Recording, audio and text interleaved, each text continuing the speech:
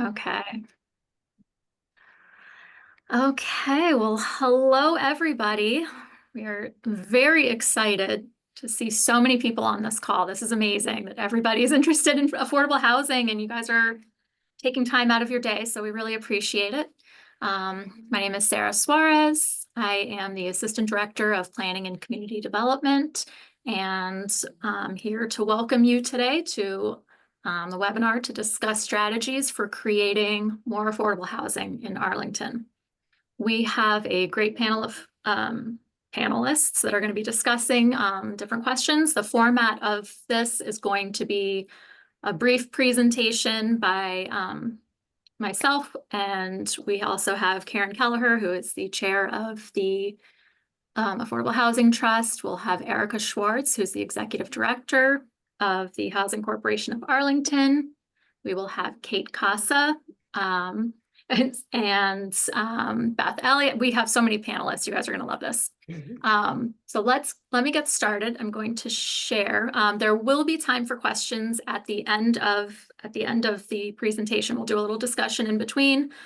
So if you can hold questions until the end, until we open it up for questions, and we'll be able to do question and answer at that time. So there's a raise your hand button at the bottom of the screen.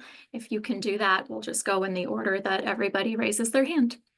So without further ado, I'm going to share my screen.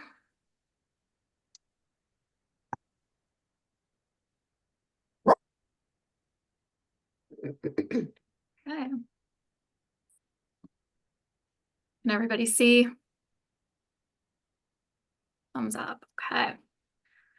So, as I mentioned, this is a joint session with the Affordable Housing Trust, as well as Department of Planning and Community Development. There's a lot of people working behind the scenes trying to get affordable housing in this town and keep it going.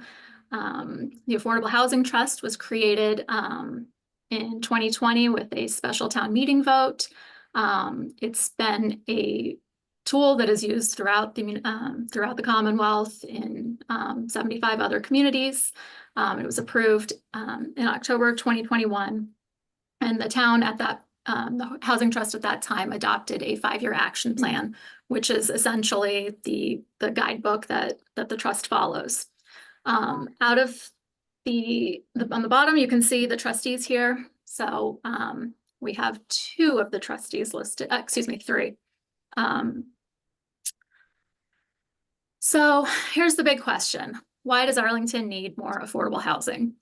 So the statistics I'm going to give you are based on 2022 numbers. So you can just imagine that things have gotten significantly worse as housing prices have continued to increase since 2022.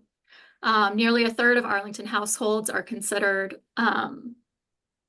are low or moderate incomes, meaning they make less than 80% of the average median income.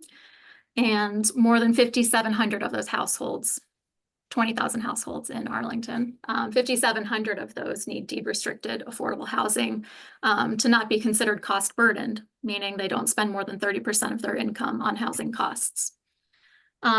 We have several programs, entities in the town that are working with that. The Affordable Housing, the Arlington Housing Authority takes up a lot of the affordable housing units that we do have in town. The Housing Corporation of Arlington has done a great job of adding units, but there are long wait lists for these units. There's mobile vouchers that really are a great tool that residents can take and go to a private market rate unit, but a lot of times you can't get a landlord that will actually accept a housing voucher tenant.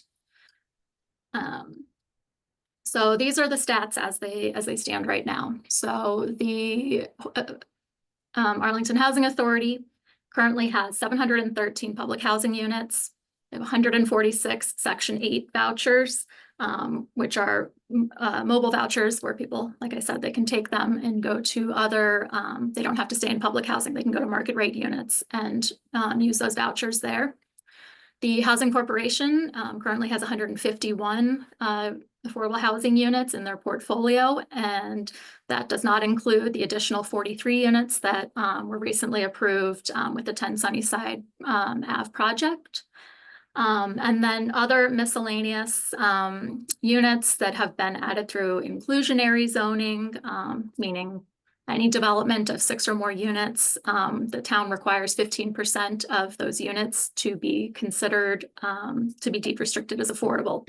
So between inclusionary zoning and 40B, which is a development that comes in and is basically the town has to work with the developer to get this project approved. Those are 40B projects. We have 292 of those. We'll get into a little bit more about 40B projects and why the town is susceptible to 40B projects and how we can really use these as a tool to work with private developers to get additional units into Arlington. The town itself has a total of 1,302 units. The state requires that 10% of our 20,400 units be deed restricted affordable. So right now we are short about 743, I think, units, 740 something units. So anytime a town does not have the 10% housing requirements, that means that a developer can file for a 40B development, and they will, and that is a way for the state to make sure that each municipality is complying with the required affordable housing units that it needs to meet. So as I mentioned, this affordable housing number here says 1299. We actually have 1302 because we've recently added a couple more, and we do have several projects that have recently been completed. So we will be adding an additional 69 residential units in the upcoming months. But again, this is still very short. This gets us to 6.38%, which is a far cry from 10% of the required affordable housing units. So what are the different tools that Arlington has? So as I mentioned, we have the local housing authority. You'll hear from Jack Nagel, who is the executive director, on all of the work that they're doing on their end. Inclusionary zoning and Chapter B are where we get developers to actually pay for these affordable housing units. The Community Preservation Fund and CDBG funds are federal dollars that come to the municipality, which a percentage of them have to go towards housing and affordable housing at that. We have the Housing Corporation of Arlington, which is a nonprofit entity that many people are probably familiar with, that partner with the town very frequently to build these amazing units that subsidize like deeply affordable units. The town's Affordable Housing Trust, it's ready to roll. Like, you know, it's a new entity.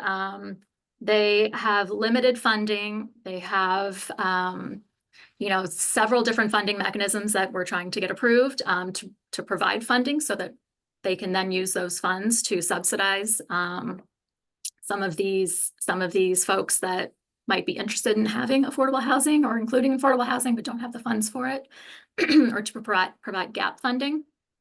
Accessory dwelling units is a new tool that has been it was already adopted by the town of Arlington. However, the state recently adopted new legislation that's going to make it even easier to build affordable housing, accessory dwelling units. The town in several years ago, maybe 3 years ago, the home rule petition adopted a real estate transfer fee. Unfortunately, it did not pass the legislation earlier this year. So that was going to be a funding source for the Affordable Housing Trust, but that leaves us a little bit in limbo. And another potential that a lot of communities are looking at are these affordable housing zoning overlay districts. Let's talk about what we have done. Let's talk about the good that's come so far. So the Housing Corporation of Arlington recently went through a 40B process. We call it a friendly 40B because the developer works with us, we work with them, and we come to a mutually agreed upon design and building. So, they were able to get approved for a 43-unit building that will be energy efficient. I believe they're going for passive house. I'll let Erica talk to that more. But they received $260,000. I'm mixing up, excuse me. So this is for the 10 Sunnyside project.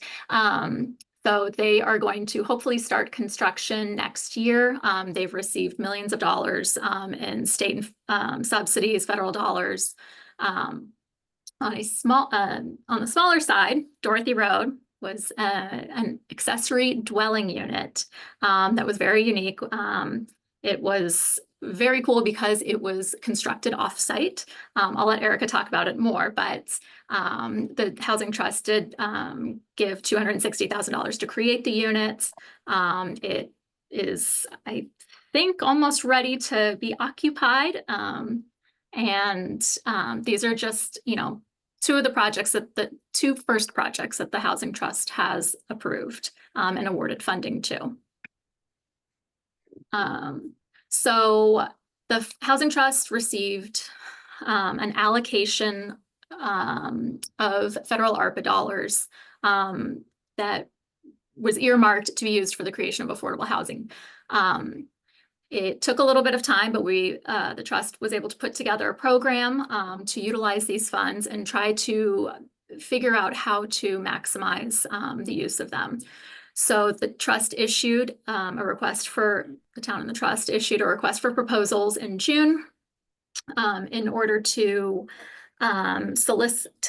seek applications from various developers, homeowners, nonprofits, any entity that might be interested to see if we could use these dollars.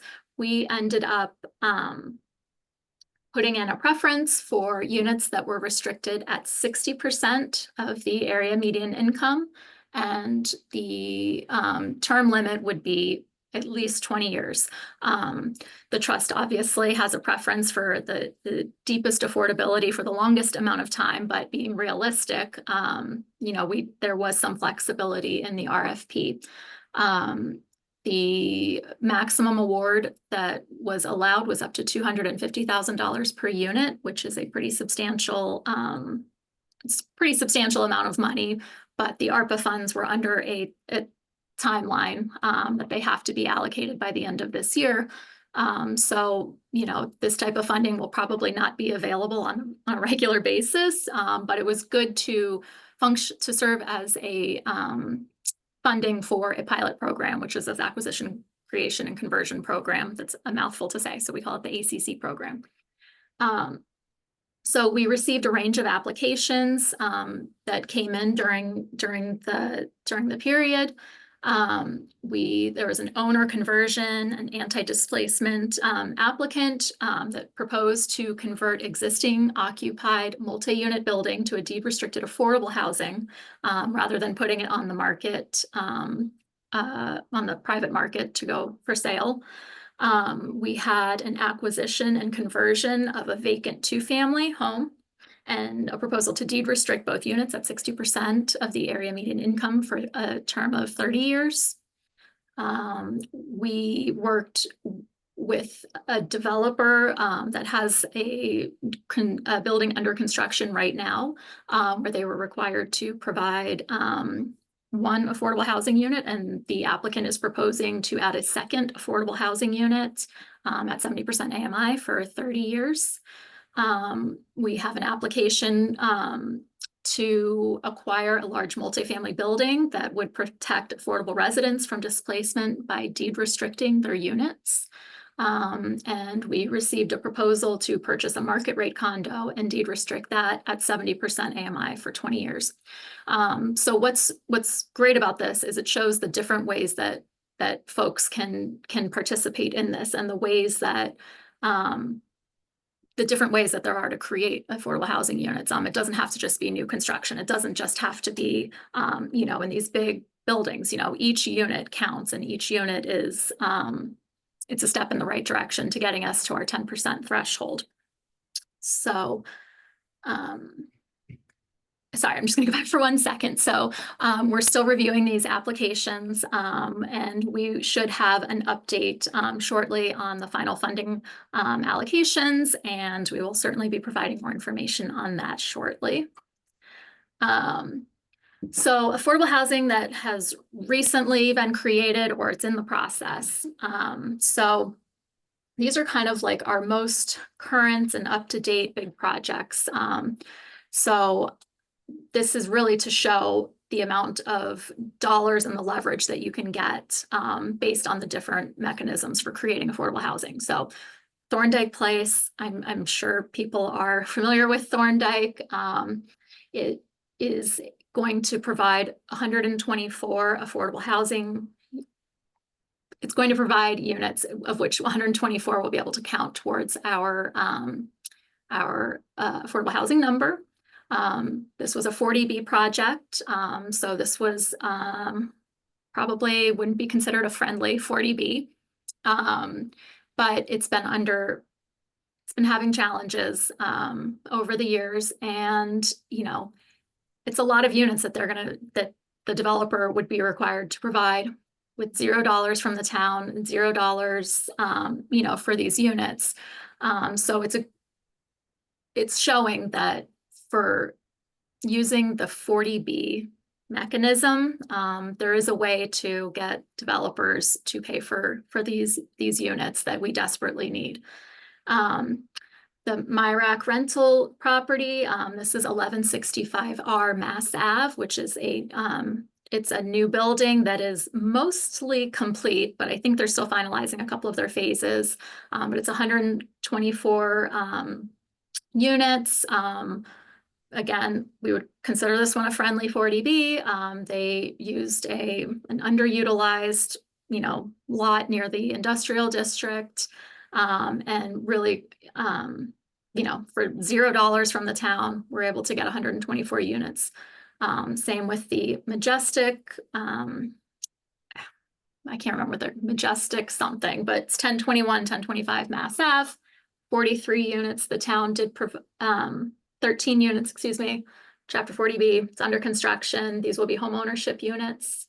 And then we can see, 10 Sunnyside, the town committed 1.25 of CPA funds and Affordable Housing Trust funds. The leverage, so for that, you're basically getting these units for $29,000 per unit. They also applied for, deep state and federal subsidies. They're expected to start construction in 2025, which will be really exciting.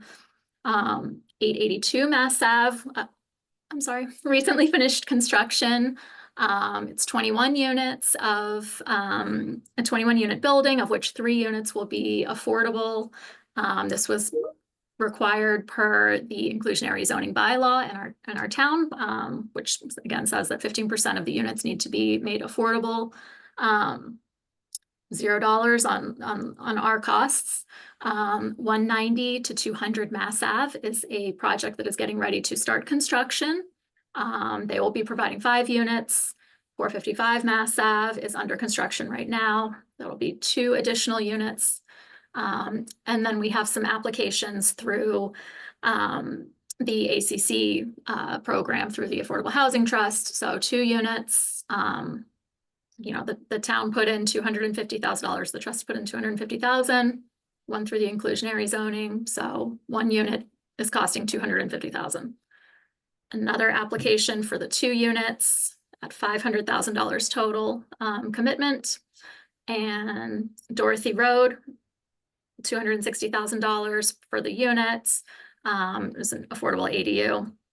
And then we have the Arlington Housing Authority has a new supportive housing project that is in the permitting phase. That will be 5 units, of which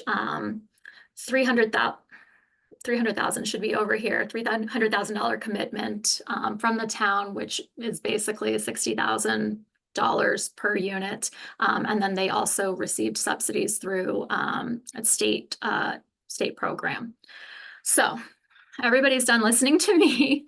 I am going to pass it off now to Erica Schwartz, who is the Executive Director of the Housing Corporation of Arlington. And there. Let's see if I can share it with you.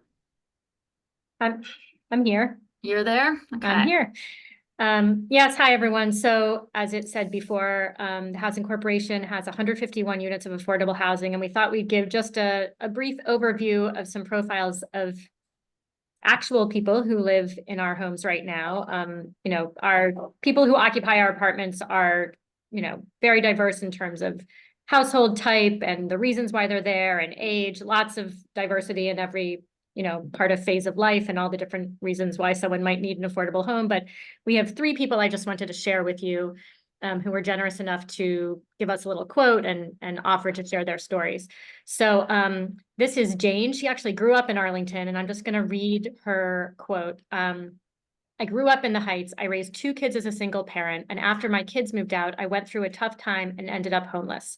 I was staying at my daughter's house, trying every day to find housing. I ended up applying for HCA and worked really hard to get my apartment, which I've now had since 2018. Being able to stay in Arlington is everything. I have strong roots here. I feel like I'm a part of this vibrant community. So she's someone who grew up here, and just, Arlington's like a deep part of her soul and her life, and makes her extremely grateful to have her apartment with us. And then the next person, if we can slide on over,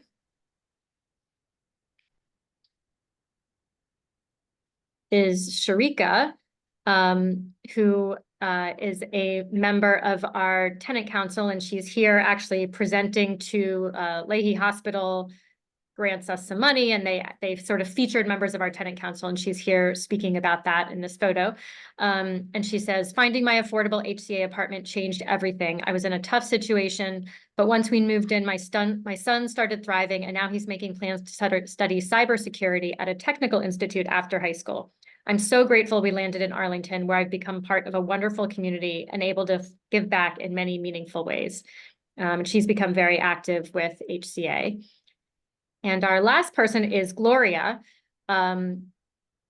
who you see here in her apartment, which has tons of light. She's a big plant person, if you can see behind her.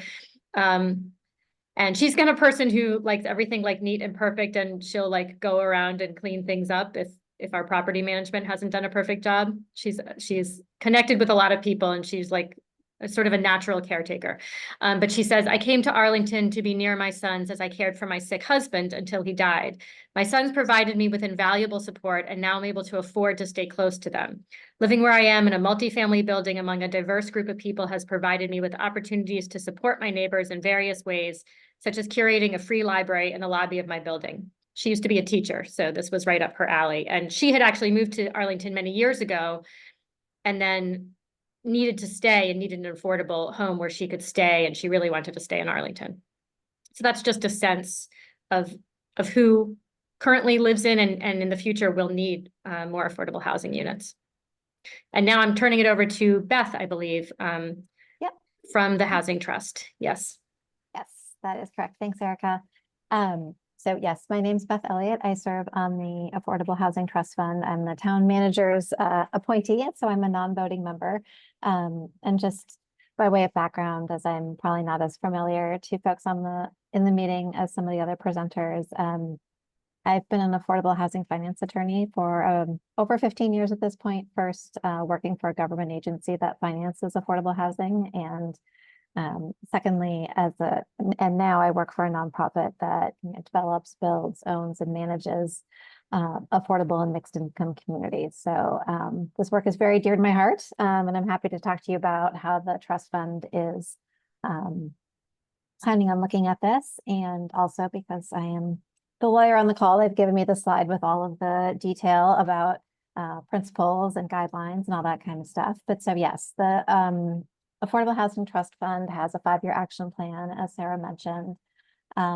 There's really 3 prongs to this. One is making sure that the trust fund is working to preserve, modernize, really take care of our existing affordable housing that we have in Arlington. As Sarah mentioned, we're very proud of what we have, and we want to take good care of it. The second prong, or second guiding principle, is to create more affordable housing, and that's really the focus of today's session. The third, building financial strength of the trust. I think, Sarah touched on this with the failure of the transfer tax. That's really it's going to put some challenges for us. So we're really looking to be as effective as we can in terms of leveraging other dollars and making sure that we're doing everything we can that doesn't require a financial investment from the town. And you'll see this was our 5-year plan. And it's really to kind of launch the beginning of the trust and put us on solid foundation for going forward. So our 5-year goal was to create or permit over 100 affordable homes. I think affordable housing can have a long time, excuse me, can have a bit of a long timeline. So doing 100 units in 5 years is an ambitious goal. And we're really working hard to see how close we can to come to achieving that. Next for me, Sarah. I don't think I can advance the slide. There we go. Okay, yes. So digging down a little bit more on strategy 2, right, to create additional affordable housing. One of the things that is challenging, as has been mentioned, is, Arlington is fairly built out. So, where are sites that could be built on? What is available land for development in Arlington?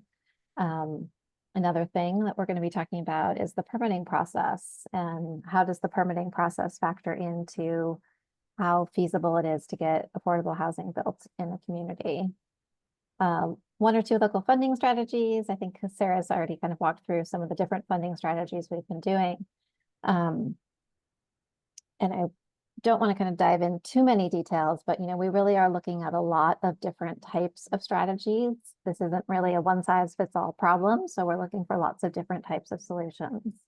And one of those solutions, or one of the focuses in looking at those solutions, as what's put forth on this slide, is to make sure that we're targeting our subsidy and our work and our efforts at housing for people who have very low and extremely low income levels. Those are defined terms in the affordable housing world. Very low is people who are at 50% or less of area median income. And extremely low incomes are people who are at 30% of area median income and below. One of the challenges in providing homes for these populations is there isn't new operating subsidy, excuse me, available for public housing or project-based Section 8 from the federal government. So some of the types of programs that used to provide stable Section 8 support for large buildings with very low income populations, those programs don't exist any longer. So right now, what folks are looking at doing is taking mobile vouchers and working on project basing them in order to really use that subsidy source, not only to kind of build a community, but also to use that to leverage additional financing resources, which you can do with certain types of subsidies. And the trust income targeting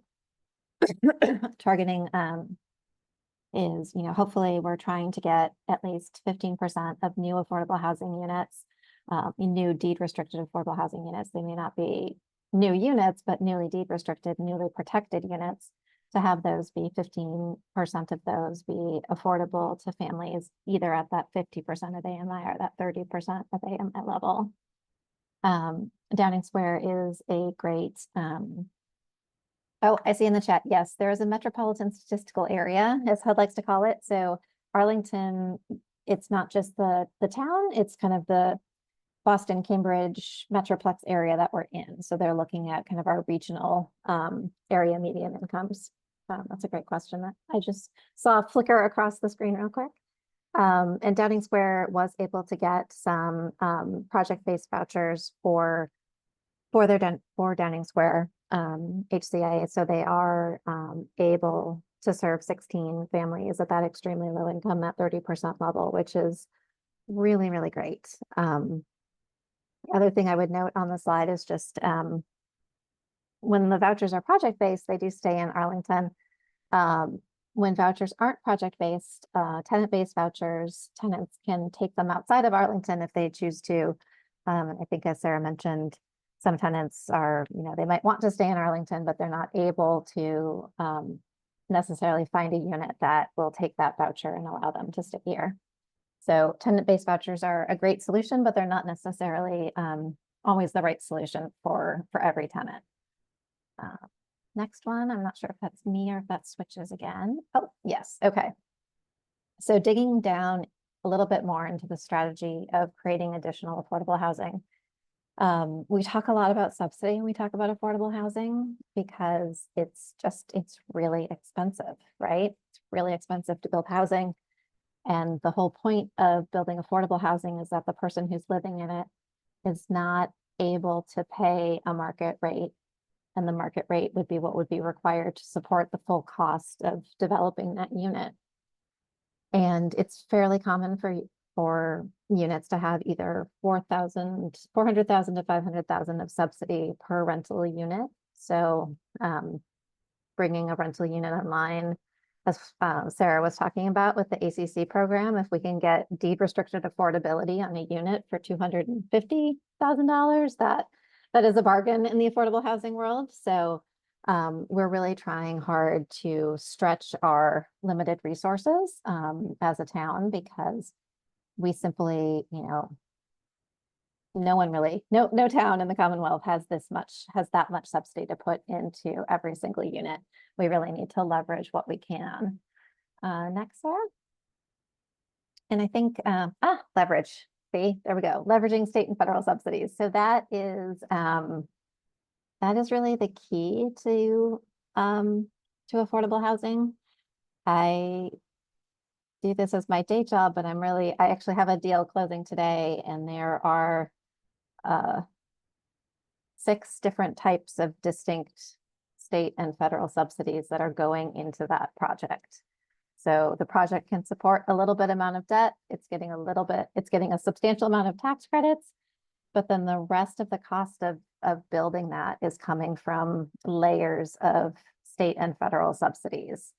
And you have to compete for those. HCA, if they want to get state dollars for their project, they have to put in an application in a competitive round. And even if their application is perfect and incredibly deserving of award, they can still not get funded for 1, 2, 3, maybe even 4 funding cycles if they're looking for scarce state resources. So it is really, it's a place in which Arlington is actually competing with other towns in the Commonwealth to get those state dollars to come to our town instead of going somewhere else. And as put in the slides, HCA is really good at this, and they've gotten it 3 times in the last 15 years, which is an amazing success rate. It just kind of speaks to how hard it can be to do that. And I will let Erica speak to this because these are her projects, but I wanted to flip and go back. One, before we talk further about leverage. The other piece, and I think Sarah did allude to this, is the getting developers to pay for it mantra. I think, and this doesn't necessarily ignore state and federal subsidies. Those projects can also have subsidies, but we do have 2 tools in Arlington to get developers to build affordable units here. One is our inclusionary zoning bylaw, and the other one is 40B. And one of the things I would note about that is they don't necessarily, those programs are really great and really valuable and can produce really significant amounts of affordable housing for the town without the town having to put funding into it. They are at they don't necessarily achieve the same targeting of very low income that some of the folks on the trust fund or in the town might want to see. So there's different programs that do different things, and the structure of these programs is different than the structure of something with a lot of federal and state subsidy that can produce housing for those families who are really at that very low 30% tier. So there's kind of different types of strategies and different types of projects out there based on what strategy and what subsidies are available. So that kind of a very quick but slightly more detailed kind of dig into what types of affordable housing projects we're looking to encourage be built in Arlington and kind of what the challenges might be in terms of getting those projects to move forward. Okay. Erica, I think we are back to you. So these are three of HCA's most recent, more or less most recent developments. There's been some smaller ones in between, but these are our three developments of the size that is most feasible today and of the size more or less that we are aiming to do, notwithstanding other things like the awesome ADU we did recently, which was just 1 unit.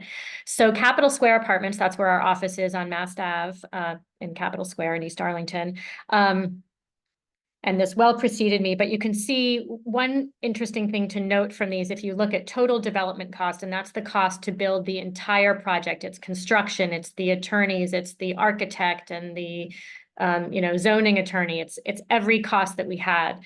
So that was $14.3 million for, and that's 32 units in Capitol Square. And you can see as that line goes forward to 10 Sunnyside Ave, I haven't done any quick math here per unit, but the costs per unit have extraordinarily gone up as everything has gone up during COVID. Things increased anyway, but the cost per units today are just really, really high. And I think it's hard to actually compare Capitol Square and Sunnyside because Capitol Square was an acquisition and a rehab. 10 Sunnyside is new construction. But one thing to note is that costs have really gone up. But you can also see here that with every development, the town of Arlington has supported these projects. And you can see town percent of total development cost was around 6.3 for Capitol Square, around 5% for Downing Square, the Downing Square Broadway initiative, and it's around 3.7% for 10 Sunnyside. Even though the dollar amounts themselves were similar, 10 Sunnyside is a much more expensive project. So that's why the percentage is lower.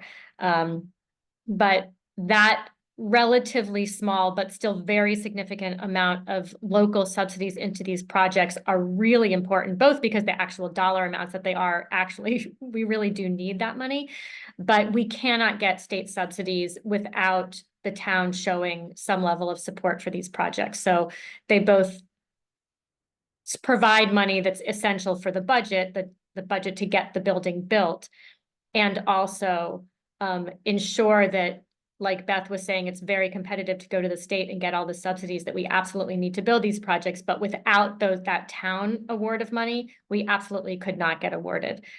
There's just so many factors that have to line up. And if your local municipality is not behind your project, the town wants to see that projects are going to be supported and ready to go. They don't want to fund a project that might be in a battle and isn't ready to proceed and doesn't have your municipality behind you. I think that's sort of the highlight of that slide, yeah. We do need to move through these last, forgive me, as the timekeeper, I want to just ask that we move through this, I think, last slide pretty quickly, so that we can make sure we have time for discussion and public comment and questions.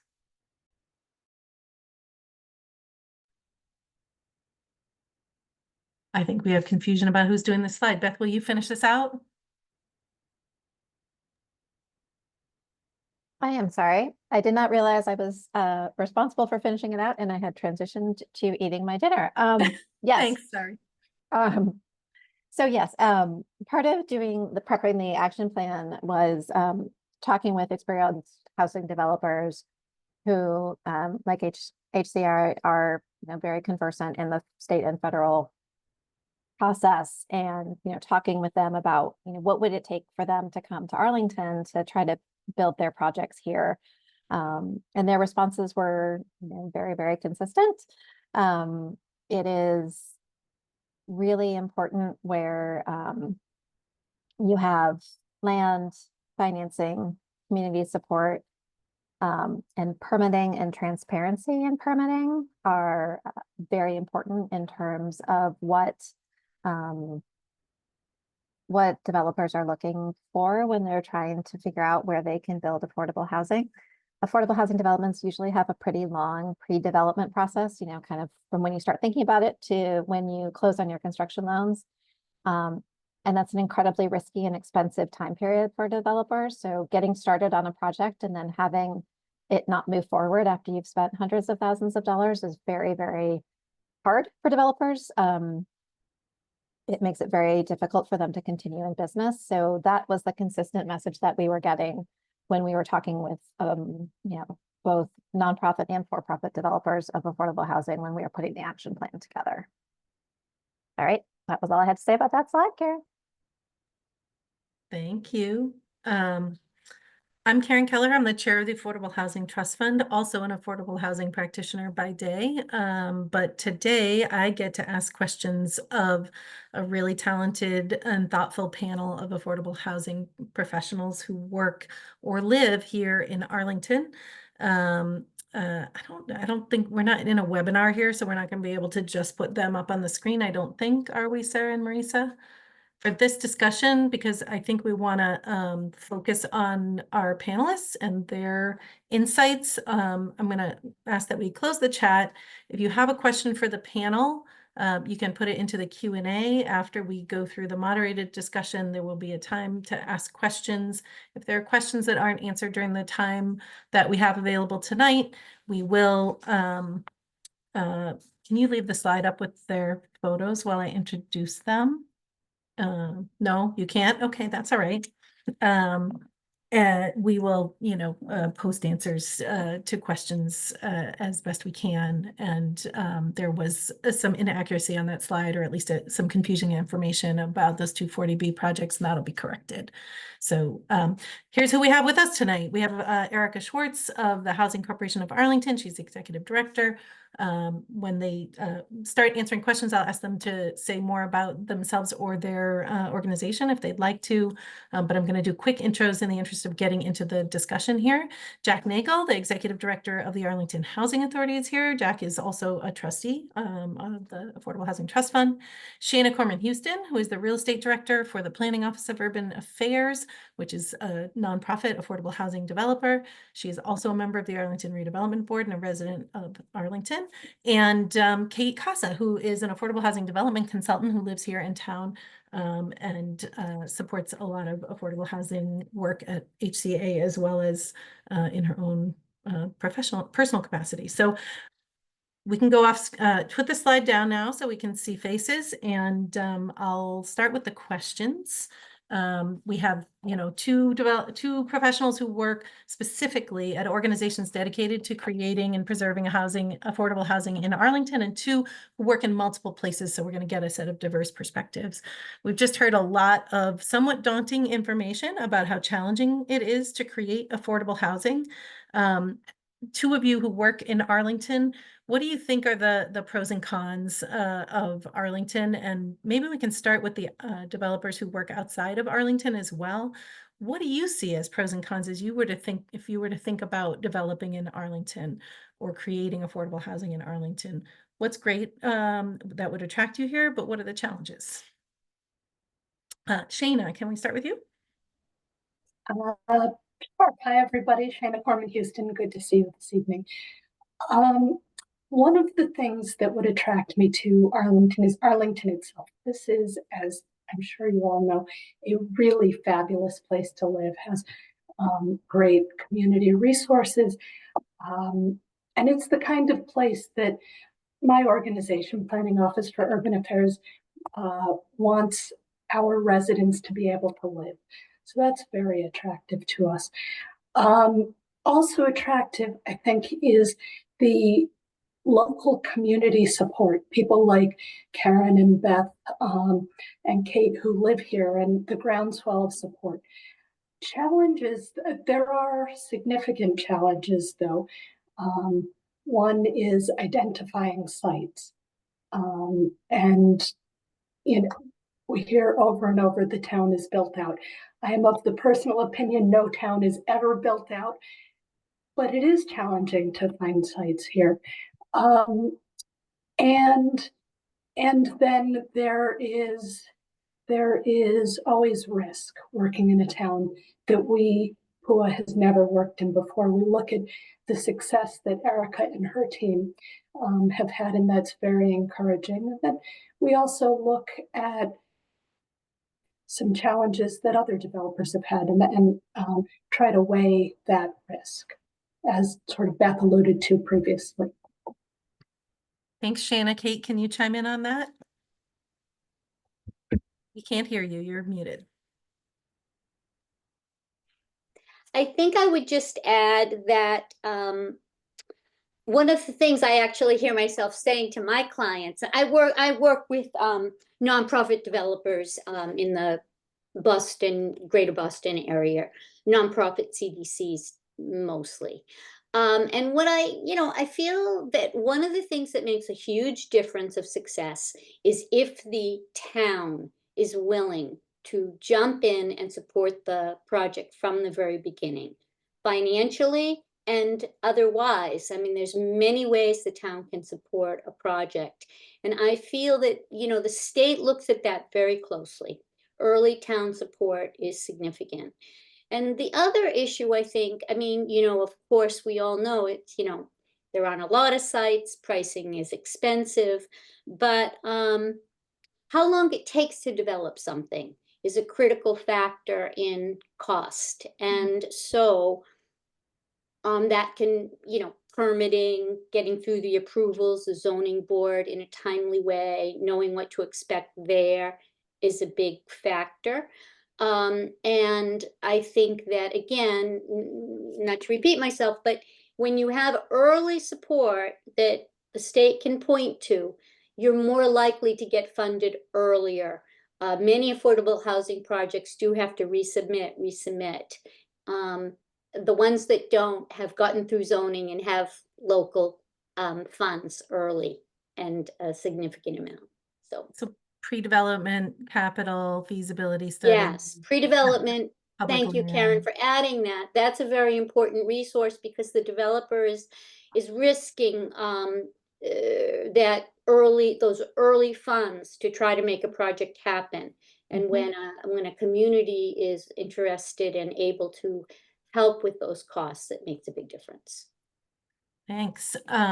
Erica and Jack, we've heard about all these challenges, and we're in a town where, the vast majority of residents, and particularly town meeting, have articulated incredibly clearly a deep concern about affordable housing and a desire for more, which is why we're here, right? It's why we have a trust fund.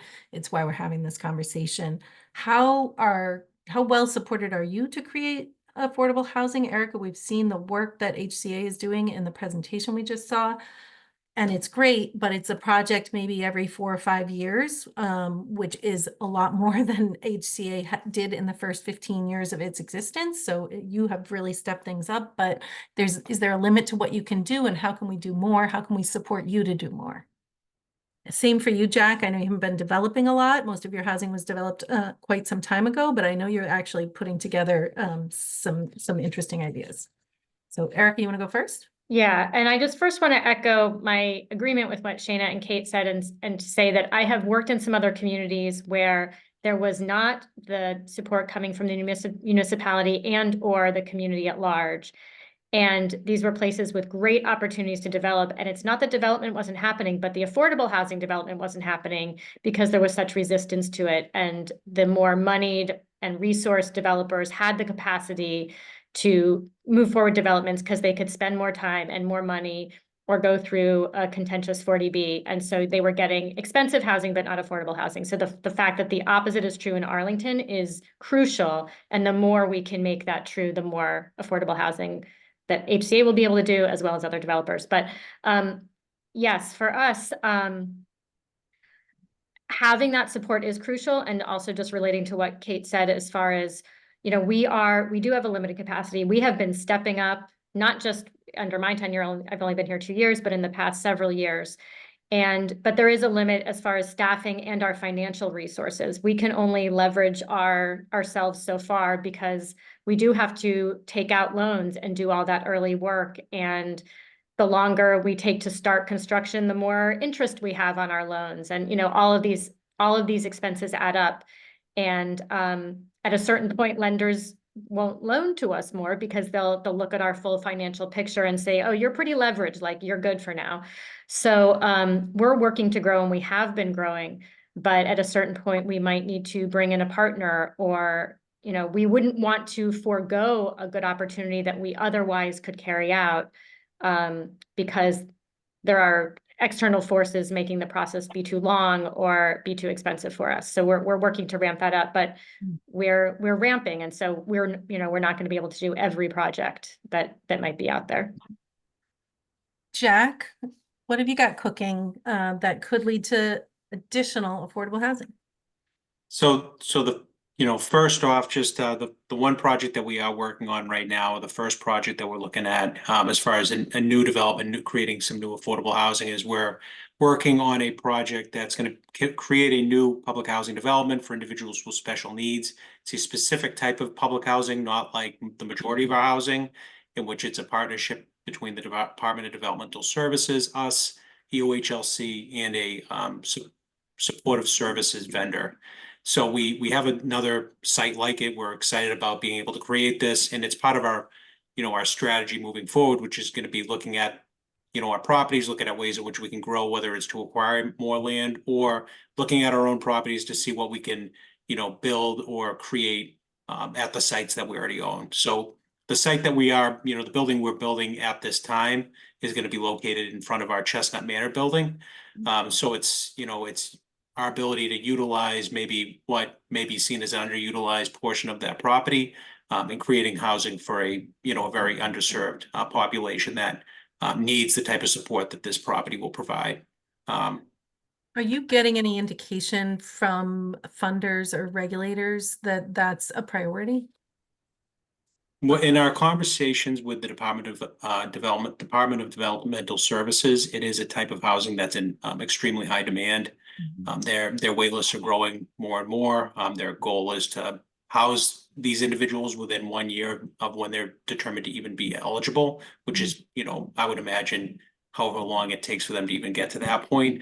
And so the goal is to get them into those units in 1 year. And it's taking anywhere between 2 to 3 years to get them into housing. So, when we had the initial conversations with them about looking at creating this development, their reaction was, can you do more? Can only 5? What else can we do? Yeah. So there is a, high demand for this special type of affordable housing in addition to the other various types, yeah.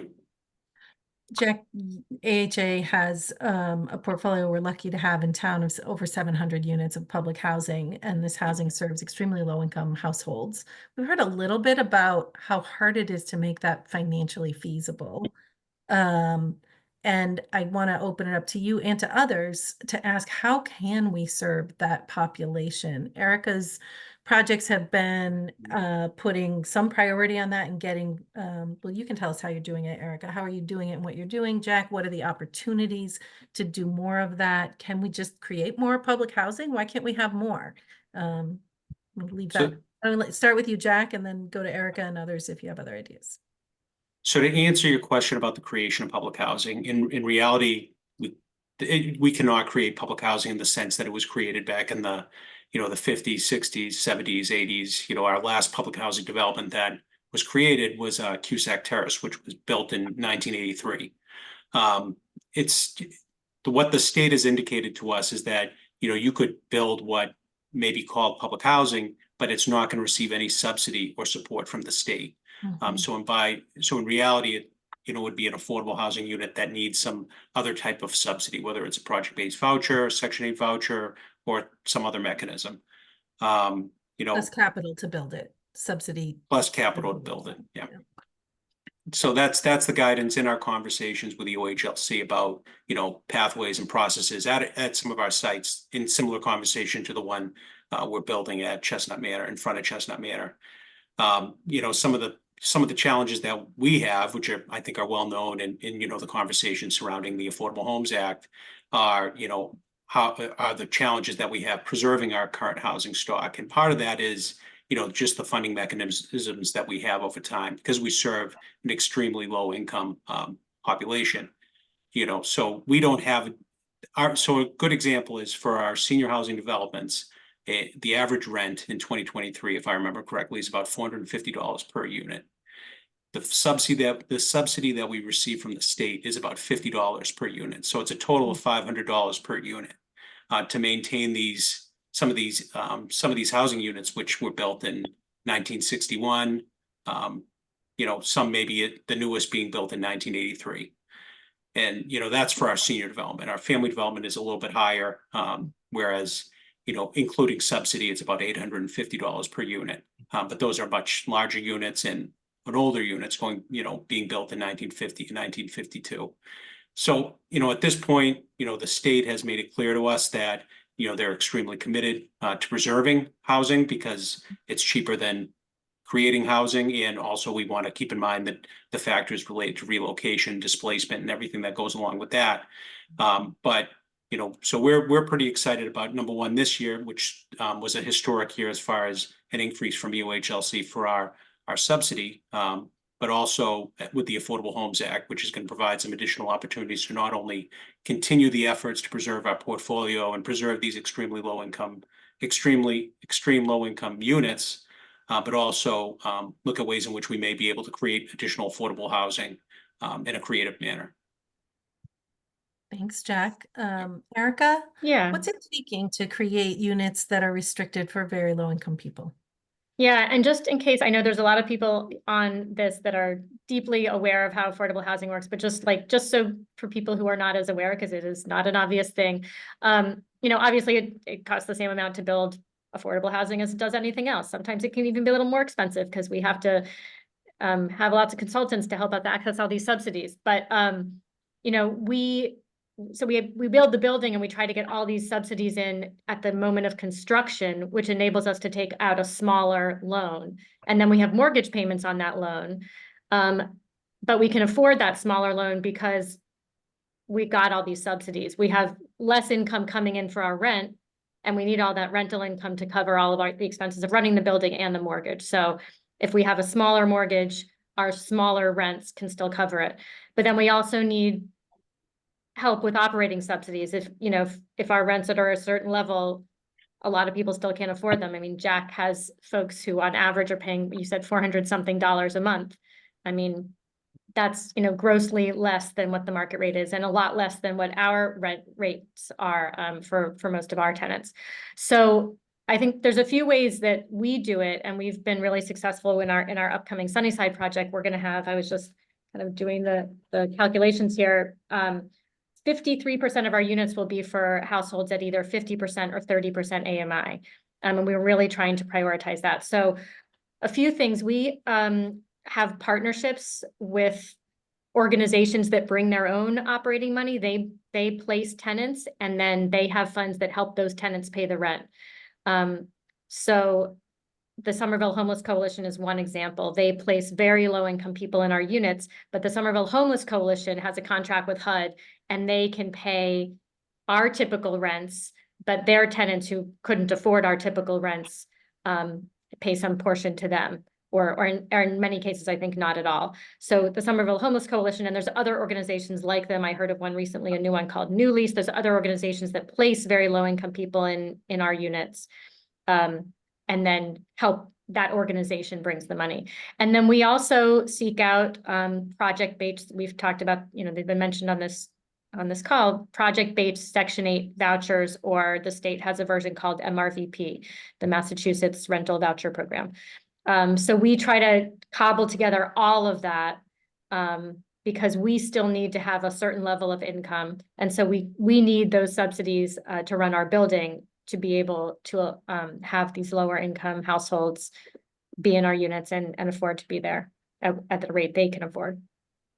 I'm going to try restating that really simply because I think it's so complicated, but you need subsidies to build all the units, right? You need those subsidies. And then when you're housing very low income people, you need subsidies that keep on giving as you operate the property, that pay operating costs on an ongoing basis. And I'm going to ask you one question about that. You're tending to get 30% or so of your units restricted at that level, maybe a little more, maybe a little less on each of the developments. Could you do all of them extremely low income with those subsidies, or is there a limit to how many of these you can get? We absolutely could not, because there just aren't the resources to go around. We could, if we tried to apply for that amount of operating subsidy through project-based Section 8s or MRVP or anything else that was out there, it wouldn't be awarded to us. I forget who said before that, there's a lot of projects that go for subsidies and have to wait a couple years because at any given moment, the state just has a limited amount of money to give out, and all of these programs in any given round, it's just limited. And so there's just not the resources to go around for that as the world exists today. Thanks. So like creative as you may be, we're all working within a housing finance system that's really set by the federal government and the state government, with very little wiggle room for localities. We can make some choices, but if we want to leverage other people's subsidy, we're basically working within those programs. Yeah. Thanks. Did anybody else want to chime in on extremely low income? I think you covered a lot of options, but I see Kate's hands up. Well, I just was going to say something, which is, I mean, as you just said, Karen, we have this puzzle of sources, and it's made up of local housing, resources from communities and the state. And there's been a really absent partner, and that's the feds. And they used to fund affordable housing. And I just wanted to sort of call that out because it made a huge difference. There was huge developments were built for kind of working class individuals with long-term restrictions. And, it would be wonderful to see that kind of money come in again. Yeah. Thanks. I'll also just add, because the housing crisis has gotten so bad, there's just more people that fall under low incomes because the area median income keeps rising, but a lot of people's incomes at the lower end haven't moved. So someone like the profile of a household today who might be very low income or extremely low income 20 years ago might have relatively speaking had more money to spend on housing. So there's just more and more people, including at the lower income level, that need more affordable housing. Which also makes it housing harder. There's much greater need. And just to expand upon that, there's also an incredibly large need for shelter beds and supportive housing in a way that really had not been seen in quite a while. And so the need for different kinds of housing has expanded exponentially very quickly. Let me ask a practical question to the developers who know how to go and get the state resources. We've seen the math. It's a tough math problem, and we need those resources to do it at scale and have it be primarily affordable. What gets funded? What are the criteria? Like, what do you know you need to actually build in order to be awarded funds? And how do you know what that is? Who wants to take that one? Shayna? Kate? Well, I mean, I'll take a crack, and Shayna, I know she'll have a lot to say, and I hope she'll jump in. But the state dictates really what they will fund, and they do it in a document every couple of years. It's called the Qualified Allocation Plan. And so they specify a number of things. And one of them is, you have to have at least, is it 30% of very low income? You need to have so many units that are handicap accessible. You now have to have very efficient energy, requirements. You have to, really passive house is what folks are looking to fund. Given everything you're trying to fund, they're also looking for density. They're looking for more units, bigger developments, because the cost can be shared across the units. And, it doesn't necessarily mean 500 units, but, it's like 50 is a nice sweet spot, I think. Would you say that, Shayna? Yep, I think that's something right. like that. That's, approximately we can spread the costs around, meet the many requirements that need to be met. And not to say they aren't requirements that I might say should be met too, but they're expensive, you know? Well, let's talk about sites. You've said we need to, for the most part, you need to get somewhere close to 50 units, which is a little bigger than the projects you've done recently, Erica, but pretty comparable, just by way of thinking about real projects and what they're like. We don't have much undeveloped land. What are our options for creating projects of some scale if we don't have any undeveloped land? I'll throw that one open. You can do a lightning round of short answers. How about? So there are lots of options. Towns really are never full. There's parcel assembly, there's houses of worship often have a space they're not using. Municipalities often have space they're not worshiping, they're not using.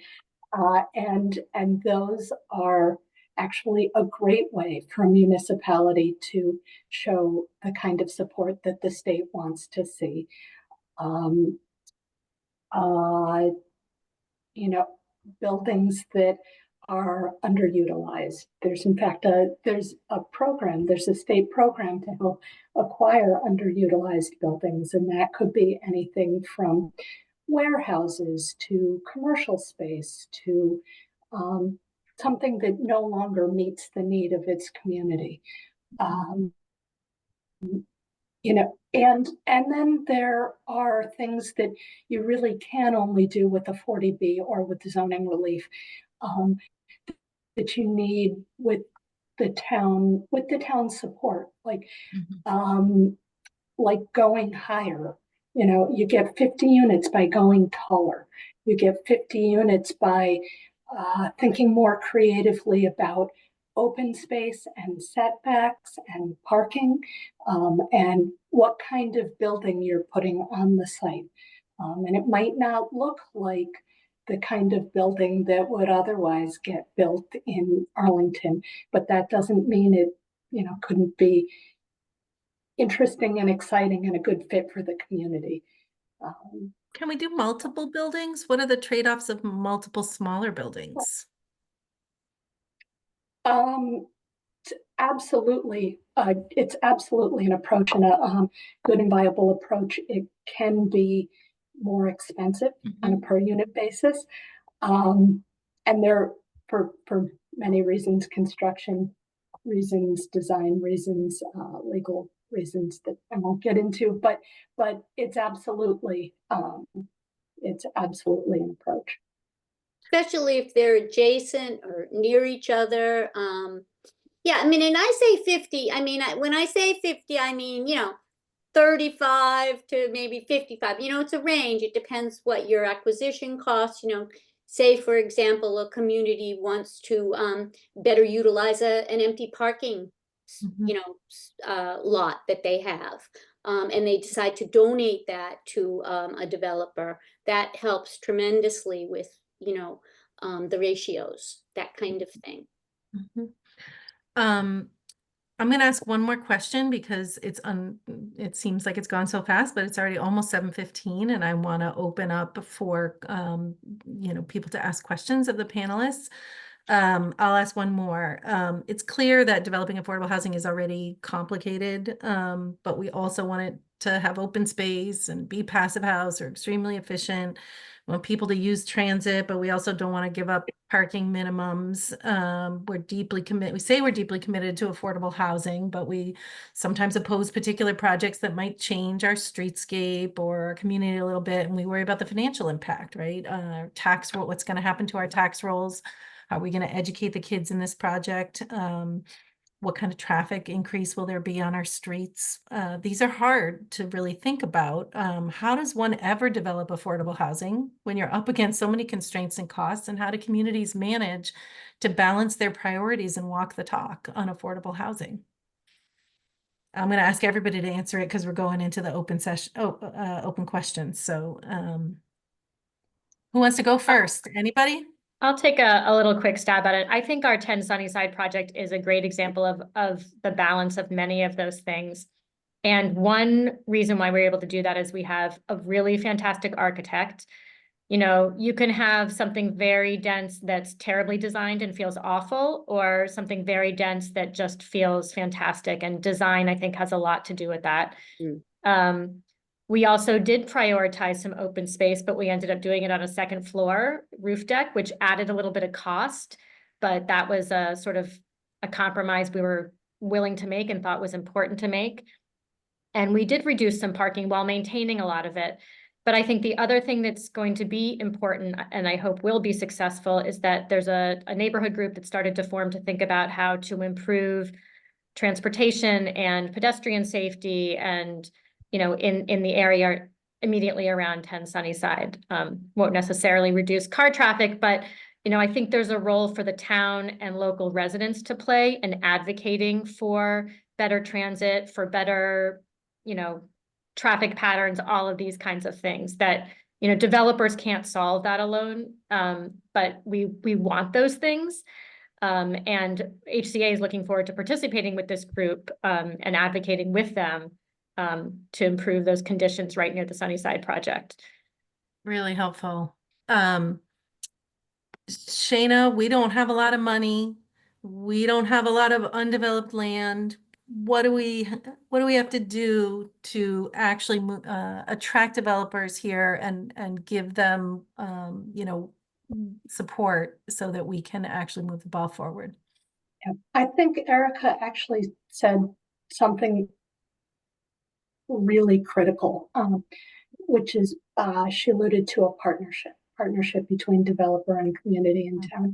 I think about one of the most pleasant and easiest and successful developments that I've worked on recently, which is in Wayland. You don't think of Wayland as a town that does a lot of affordable housing, right? But the municipality, both staff and elected officials and board members, when they heard that we were looking at a site in town, started having sit downs with us. They approached us sort of as we were attempting to approach them and said, let's have a conversation. And it was great. We were able to work with them and continue to work with them to think about what sort of project fits the community. How can the site enhance the community? How can the community enhance the site? How to facilitate the zoning and permitting process. When the zoning and permitting process got hung up, who could help shake that loose to move it along more quickly? Who could help us talk to abutters? There are particular places where a project can get stuck, and it can cause delays which get very expensive in permitting.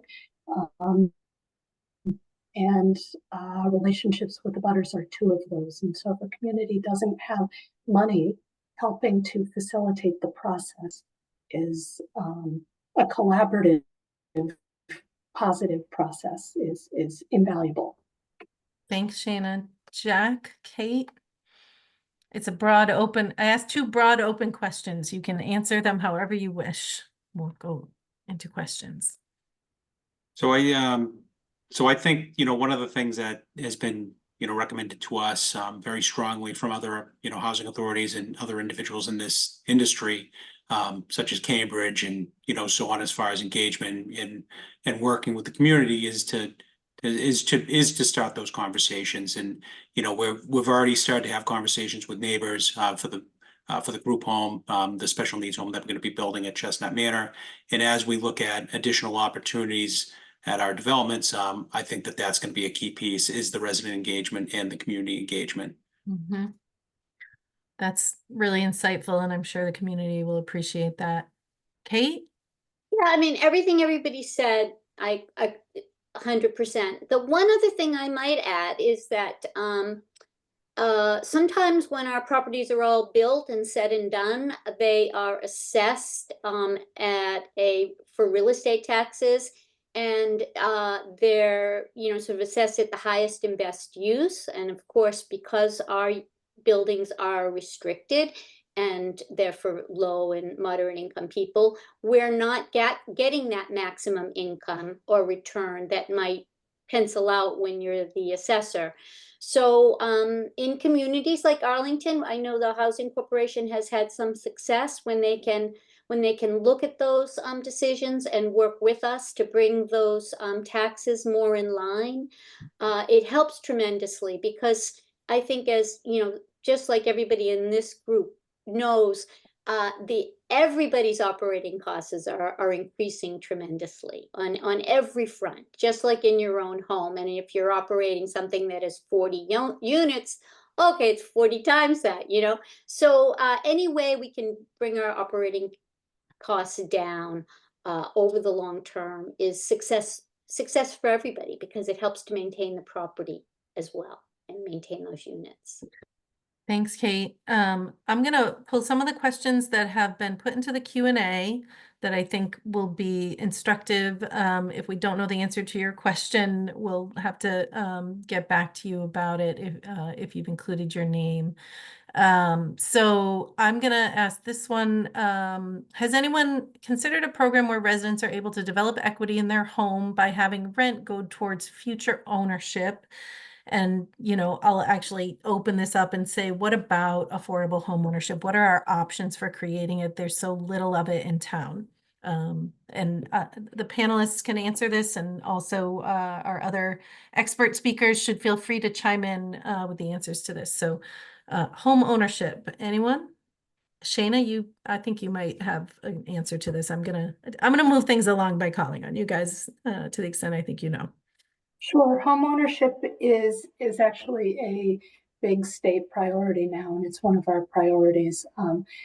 Works best if you, I think, incorporate it as one component of a rental property. Very hard to do because there are fewer state resources and local resources usually, but the state in the bond bill did just expand the capital subsidy program, Commonwealth Builder, to serve the entire state, not just Boston and gateway cities as it had previously. So that's one of the best resources.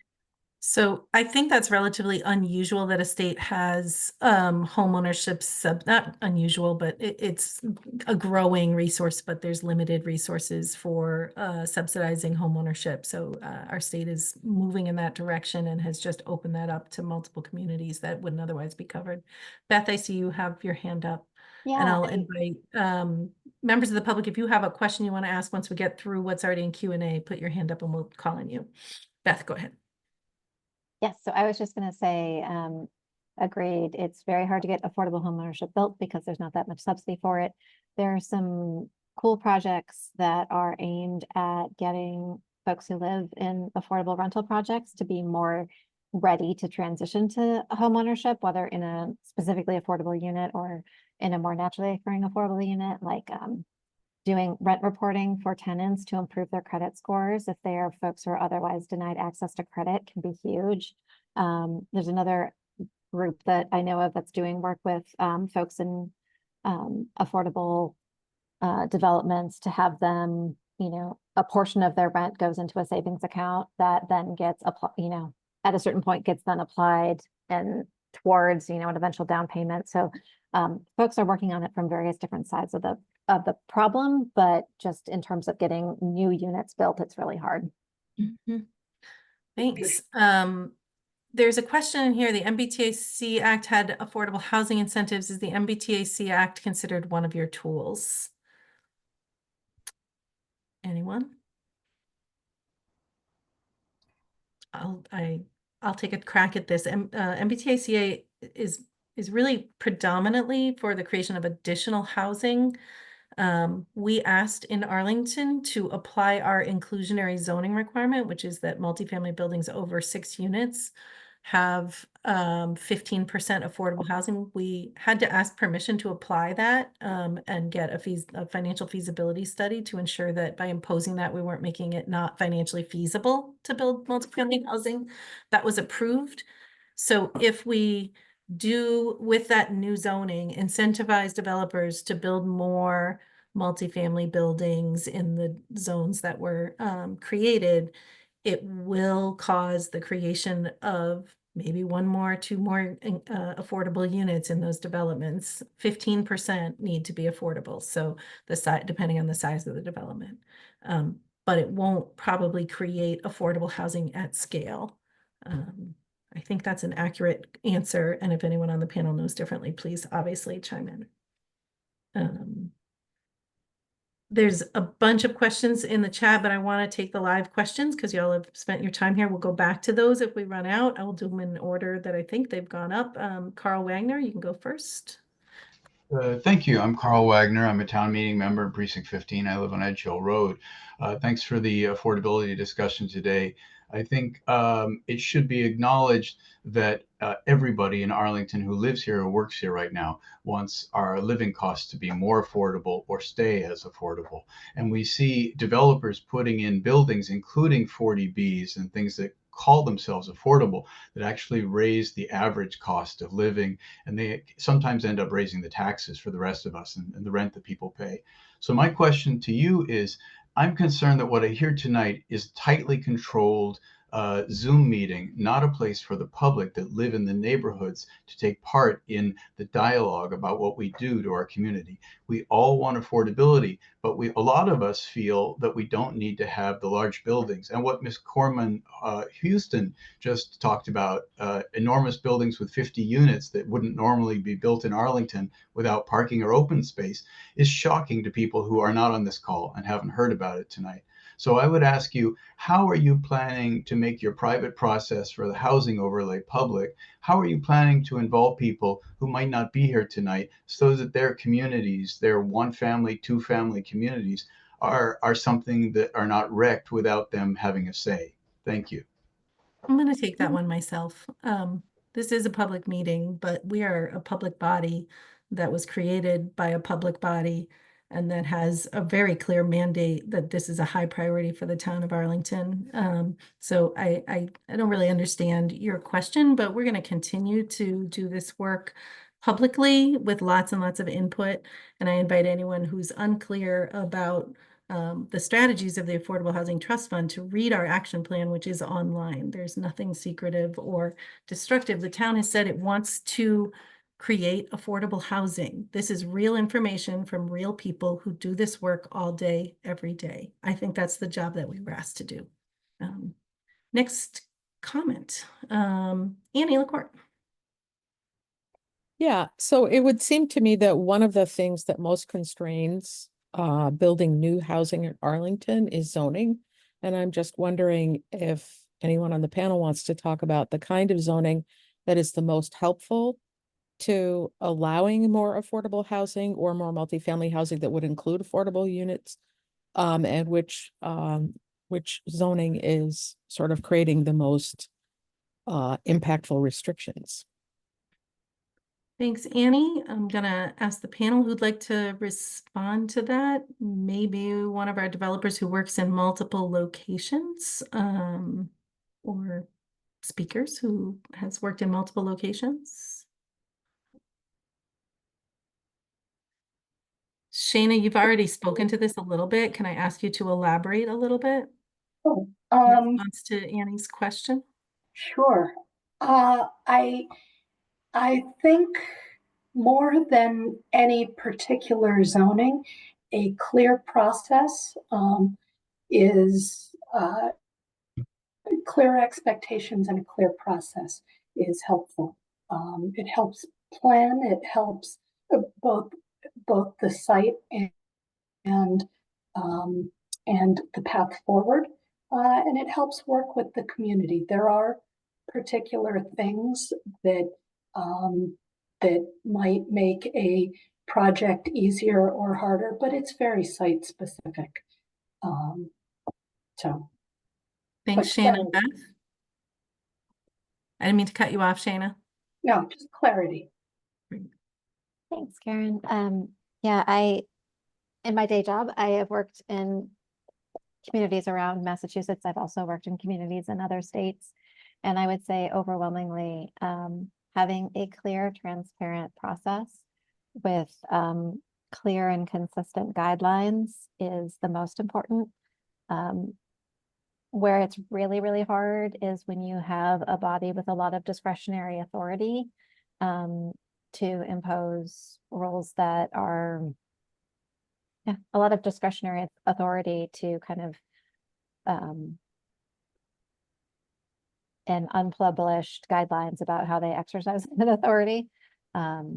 I think it's really important to have transparency and clear rules. And I would agree with Shayna that it's also important for that process to be one that really provides a clear way for interested members of the public to participate, because it's going to make for a better project overall.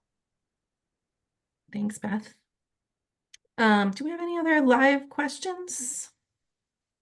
We're coming up on 7:30 and we I have a committed to- question, but I can't seem to raise my hand. I Me can't too, tell me who you too. are. Hi, But- Carol Kowalski. Hi. Hi, Carol. Come on Thanks in. for this wonderful forum, and thank you all for your hard work. I am trying to respond to the question about what we could do about zoning. In the strategic plan, you mentioned the underutilized commercial sites that we've known about for a long time, and they're not in the MBTA zoning district, but one zoning solution could be to create an additional MBTA district for those sites and allow much higher density that would trigger inclusionary zoning. And I think that would be really exciting. We did not allow apartments at all in Arlington for decades, and we really should catch up. And I think that would be one good way to put those underutilized sites back into productive use, bring new growth into the tax levy, not displace any below market residents who might be in the naturally occurring affordable housing units. So I would love to see that happen. I think if we look at those sites, we all know where they are. I think that would be something very productive for us to consider. Thanks. Thanks, Carol. Thanks for that comment.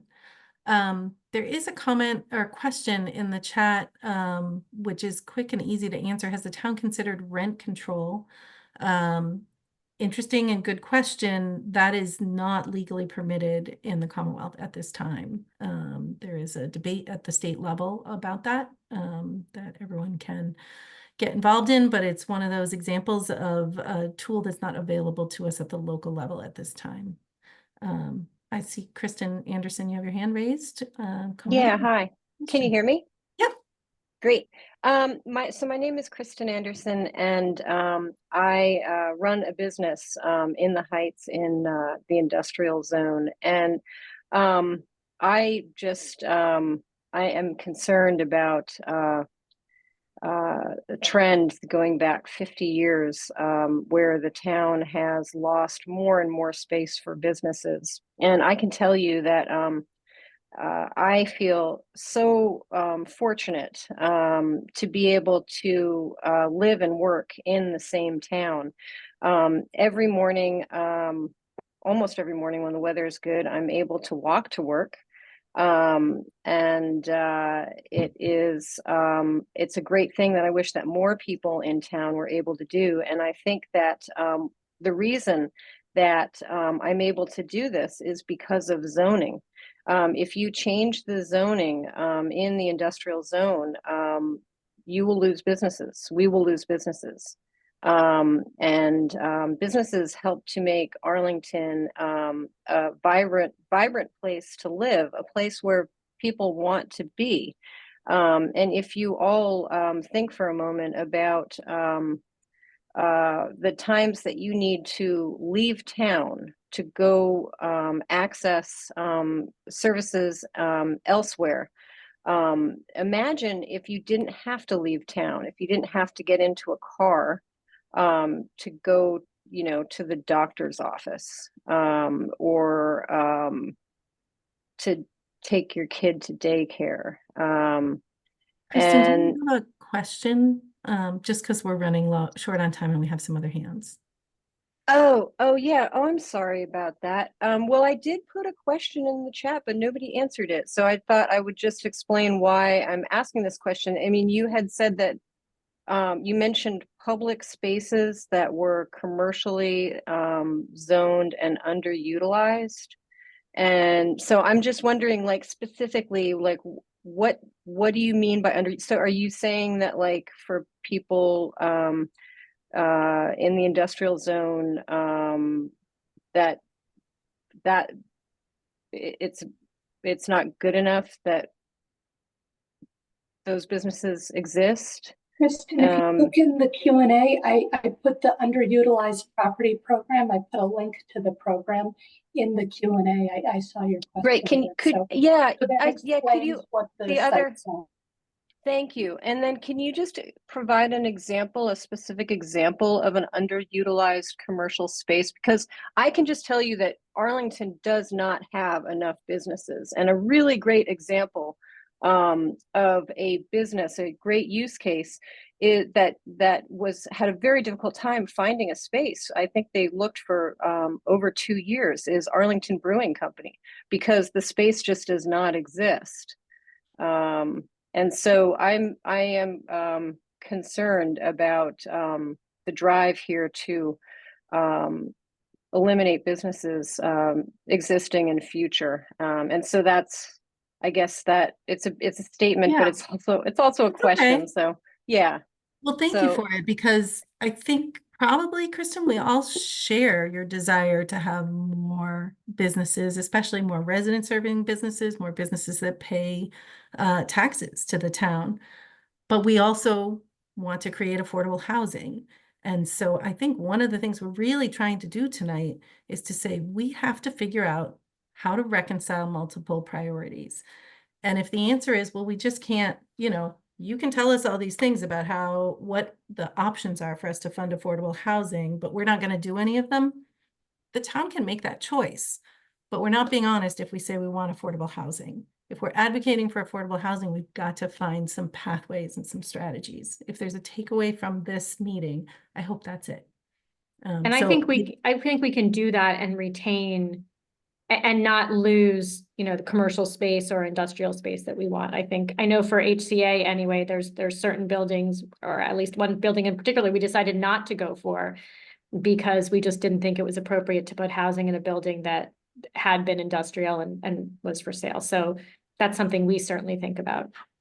Yeah, I guess I'm just asking you all to consider local businesses and just to realize that we can have more housing and we can have more businesses, but you have to use zoning to protect the businesses, and otherwise they won't exist. And I just really do feel lucky to be able to work in this town. So thank you for your efforts. I do know some business owners who would like to have more residents using their businesses, more foot traffic in certain areas. So it's hard to but they don't navigate these. They don't want to be kicked out of town. They don't want to get kicked out of town. So Yeah. that's my point, is protect the businesses is my ask. Thank you.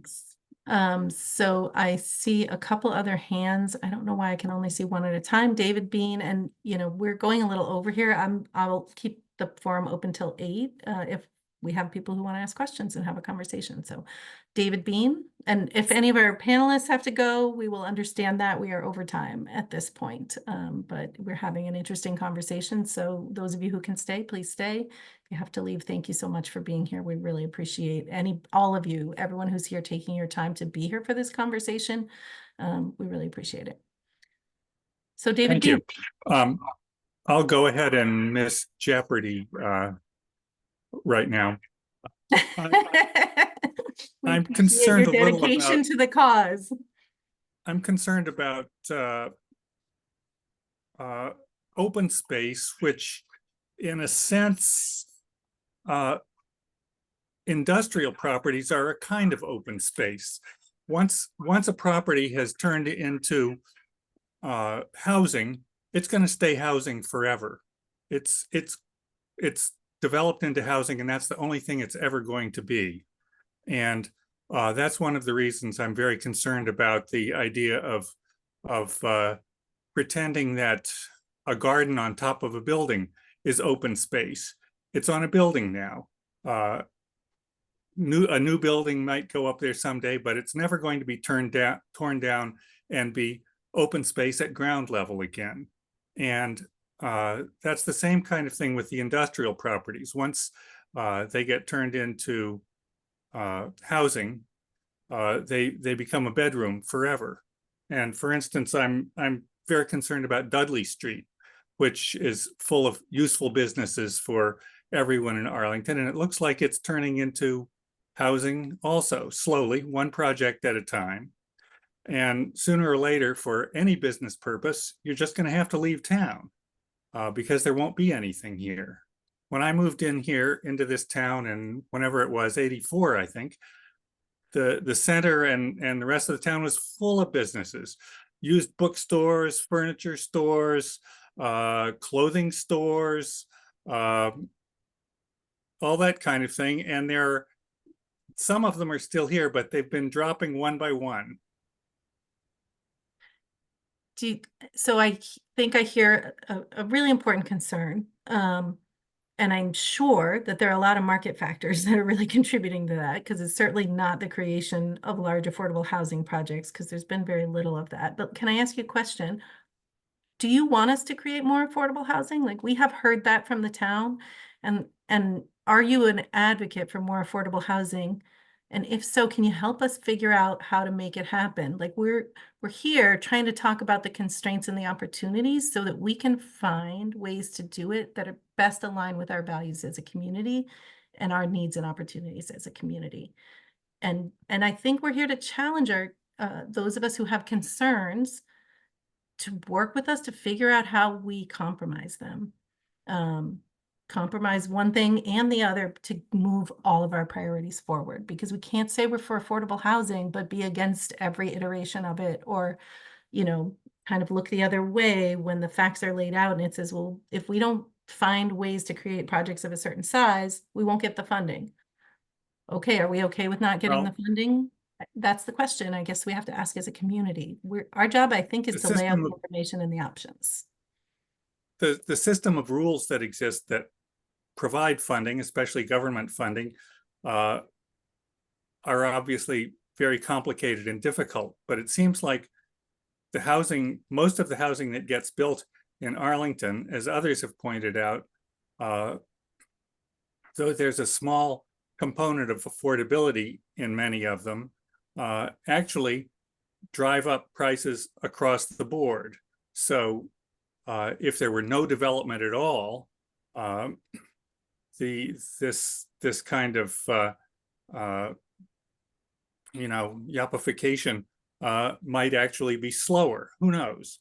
But like the small proportion of affordable units that are included in a 40B project, they do provide more, but they also provide many more market rate properties at the same time. So the meter for the proportion of properties you have that are affordable, that needle moves very, very slowly. I hope that if I could, yeah, go ahead. So David, I think this is accurate to say that, like, it's scary. Like, everything we're talking about can feel very scary because it feels like it's changing a place that you know and love and have gotten used to.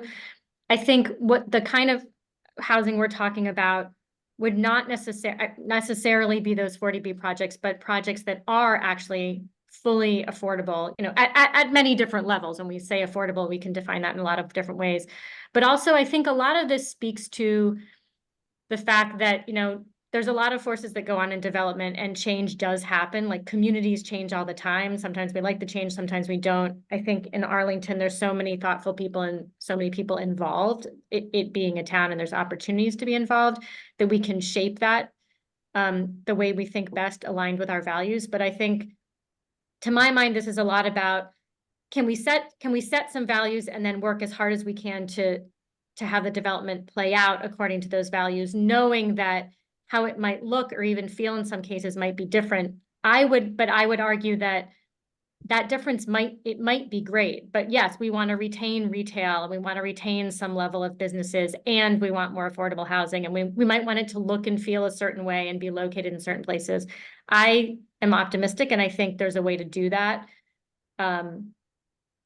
Without just stopping development, which is impossible. None of us can do that, because that's just not how our sort of system of land ownership and rules works. So I think we just all have to try to embrace a little bit of change, even though I know it can feel uncomfortable. That would be my response. I'll just point out something that HCA did, which was create affordable housing in buildings of adequate scale to get the resources. They did it in 2 buildings with Downing Square Broadway, and they structured into their building space for Arlington Eats. And that took a lot of hard work. It took HCA taking financial risk on that space. It's incredibly challenging to create commercial space in affordable housing. It's not impossible, but it takes a really thoughtful developer working closely with the town and with other stakeholders. It can actually add value to the community in lots of ways. And what Erica is building, and what I think we're trying to make clear to the community, is an option, if we can make it possible to do here, is to do that with predominantly affordable units, which should appeal to you based on what your view was of market rate housing and what the impact it can have. I'm not saying that I agree with that or don't agree with that, but if that's your view, this kind of development should be appealing to you. Well, We do have projects like 4 that would other be I'm very preference. sorry. I have to step away and put my kids to bed. Thanks, everybody. Thank you, Shayna, very much for being here. Good night. David, we do have 3 or 4 other people with their hands raised, so I need to move on. I'm done. Happy to engage with you one-on-one. Steve, I cannot see them in order, so I'm going to ask my friends at DPCD to tell me who was next. I think Grant has had his hand up for a little while. Grant Cook. Hi, is my audio coming through? Yep. A question, maybe on an area not within the purview of a lot of the panelists, but I know I see Jack here. So one area I've seen, and Boston Housing Authority has done this, Somerville Housing Authority has done this. Is a question I have in the text chat. Is public-private partnerships to redevelop public housing developments, adding in mixed income units, subsidizing to preserve the existing lower income units and building them back new. And I think in the Bunker Hill, you're basically getting market rate equivalent units for the residents. I haven't seen AHA speak at all about, and I know some of the sites probably can't happen because they already have tall buildings on them, but has any consideration or thought been done to raising money and capital through public-private partnerships on the AHA site to add units and basically revitalize those developments? Jack, No, I think that one's for you. Yeah. Grant, can you mute, because you got a lot of background noise? Thank you. No, thank you, Mr. Cook. So to answer your question, the Arlington Housing Authority is looking into, what you're talking about. The Executive Office of Housing and Livable Communities has made it clear that they're committed to understanding, not only preservation opportunities, but potential redevelopment opportunities at housing authorities in order to ensure that the public housing units continue to be preserved long-term, which, may be part of a redevelopment, like I think what you had mentioned at Boston Housing Authority or Clarendon Hill and Somerville Housing Authority. And no housing authority is exactly the same, just like I think any cities and towns aren't the same. But to answer your question, the Arlington Housing Authority is we actually EOHLC created a grant this past year for to do a technical assistance for housing authorities to be able to look into this very question. Arlington Housing Authority, the board did approve an application for that technical assistance study. We were awarded that technical assistance. So now we're working with Massachusetts Housing Partnership to understand what opportunities exist at the Arlington Housing Authority related to this. We don't have answers yet, but we're looking into what that could look like and how that could benefit our residents in the community. Thanks for the question, Grant. Thanks for the answer, Jack. We've got 3 more hands up. Those are going to be the last 3 for the night. Anton Raptov. I don't know if I'm Hi, pronouncing it correctly. is my audio coming? Yes. Yes. So I just wanted to a bit have a different view. I'm grateful for all the work that people here are doing. I am just afraid that we only hear from people who are scary of any new development and scary of change in Arlington. And I want to say that it's not everyone. There are plenty of people who really love what you are doing. They love any change that's small and in the right direction. And I should say that even if not all projects are the perfect, but still the good project that is done is better than perfect project that is not done. Again, thanks for all the public official and the developers here for all your work. That's it. Thank you so much, and thank you for being here. Steve Moore.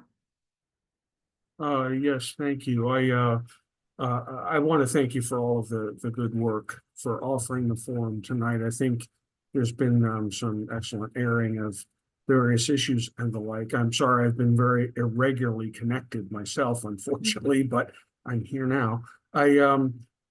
I wasn't planning to say anything tonight, but honestly, I do want to offer a response or a comment, I guess, on some of what I just heard. I do bristle at the idea that the reason people are resisting some of what is being discussed tonight is out of fear or childish fear or, worry. I'm not sure that's really what's going on. I think all of us have open eyes about the issues in front of us, and we're all adults, and we realize that the town's geographic footprint is not getting any bigger. And there's clearly been a number of changes made over the past couple of years, which are going to affect the look and feel of the town as they become implemented. And affordable housing, unfortunately, is joined at the hip with more housing because affordable housing has to occur in a development kind of approach, which increases density. And density is the issue that I think is at the core that everyone has. Not that folks are trying to keep people out of town or a certain kind of person out of town or whatever. I think it's the density. I mean, the examples around us of Somerville, Cambridge, parts of Medford are clearly grappling with this, but are very different densities than what Arlington is. And some of the resistance you get is because people who live in Arlington and moved to Arlington weren't looking to live in Cambridge or Somerville because they liked the look and feel of the town. And one of the things I think you have to grapple with is people who aren't just fearful of change, but are trying to preserve some of the look and feel. That being said, you can't preserve it all. Change is a very necessary thing.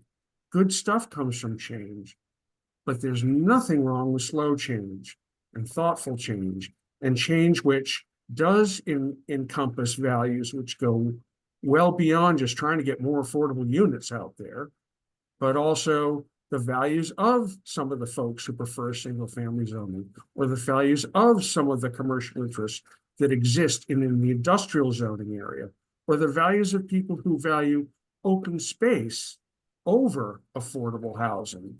And I'm not saying that's a good trade-off or the right trade-off, but all of those people live in Arlington, and you've got to hit an average set of values somehow.